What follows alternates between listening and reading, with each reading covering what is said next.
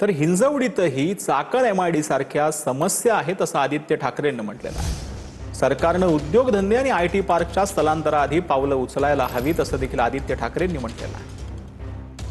तर आदित्य ठाकरेंनी या संदर्भात ट्विट केलंय, चाकण एमआयडीसी आणि तेथील पायाभूत सुविधांच्या समस्यांप्रमाणेच हिंजवडीलाही त्याच समस्यांना तोंड द्यावं लागत आहे असं आदित्य ठाकरेंनी म्हटलंय। दीर्घकाळ रखडलेले पायाभूत सुविधांचे प्रकल्प, खराब रस्ते, वाहतूक कोंडी आणि खराब कनेक्टिव्हिटी,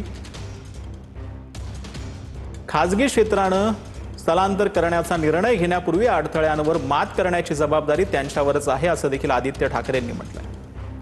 यासाठी तातडीच्या हस्तक्षेपाची गरज आहे। त्रयस्थ पक्षाकडून ऑडिट करून एका कालमर्यादेतील योजनेची आवश्यकता आहे असं देखील आदित्य ठाकरेंनी म्हटलं।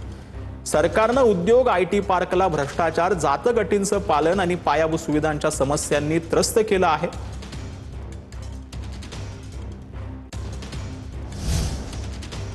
तर आदित्य ठाकरेंनी चाकणचा मुद्दा खूपच मनावर घेतला असं सामंतांनी म्हटलंय। उद्योग मंत्री सामंतांवरती आदित्य ठाकरेंनी हा टोला लगावलाय। स्थानिक आमदार बाबाजी काळेंकडून आदित्य ठाकरेंनी धडा घ्यावा असं सामंत यांनी म्हटलंय। ठाकरेंच्या शिवसेनेचे स्थानिक आमदार बाबाजी काळे यांच्याकडून प्रशासकीय कामाचा आदर्श घ्यावा आणि यातून धडा घ्यावा असं सामंत यांनी म्हटलं। दरम्यान तुकाराम मुंडेंसारखे अधिकारी चाकणमध्ये द्या अशी मागणी आदित्य ठाकरेंनी केली।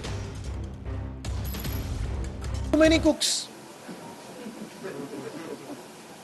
14 लोक म्हणजे मुख्य गोष्ट हीच आहे की 14 लोक जे आपण सगळे आज बघतोय, एक व्यक्ती द्या, एक चांगली व्यक्ती द्या, एक अधिकारी द्या।